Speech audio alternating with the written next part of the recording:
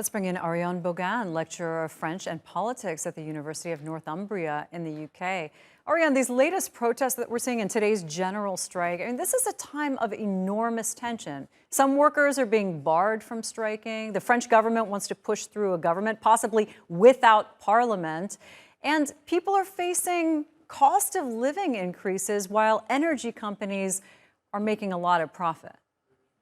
Yes, I mean, today is not a surprise. France, like many countries, suffering from high inflation, which erodes pay.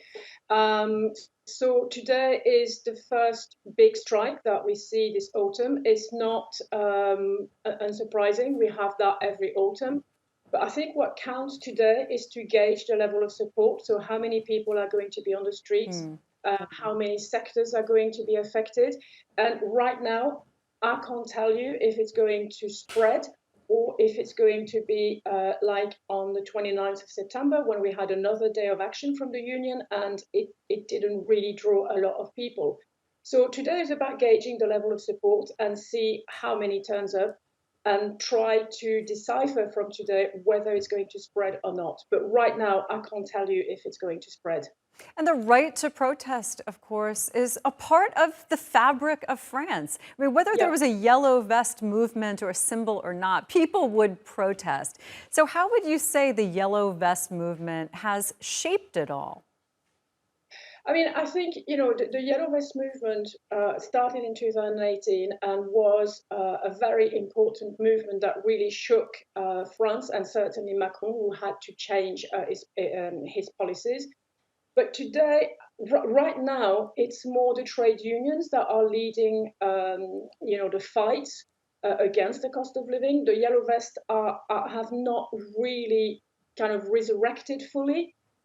They might, but I would say that the Yellow Vest had a huge impact, in 2018, 2019. They are still kind of around, but right now it's a trade union movement. So the Yellow Vests so far haven't really, made their presence felt, but it can change, especially with the cost of energy, because we have to remember that the Yellow Vest started with energy cost, and that's the same situation in a way that we are seeing now.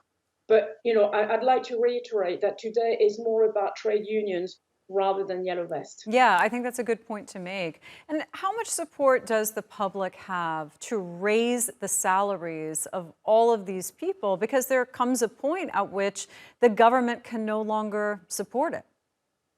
Yeah, I mean, this is, in France, to be a successful movement, you need numbers, but you also need the support of public opinion. Right now, there have been a few polls recently about the strikes in the energy sector, and it's pretty divided. We have 42% in favor, 40% against. So it's not a huge support, but it doesn't mean that the support might not, from public opinion, sorry, it might not grow if it spreads to more and more sectors, because inflation is affecting everybody. And effectively, if you don't have a pay rise that matches inflation, you are losing pay. And every worker in France is in this situation. So public opinion can change if the movement manages to widen its appeal, that it's not just about the energy worker, but all the workers in France, or the wider society in France. So that's another thing that we'll have to gauge today, is the level of support from public opinion. All right, Ariane Bogain, really appreciate your perspective on this. Thanks.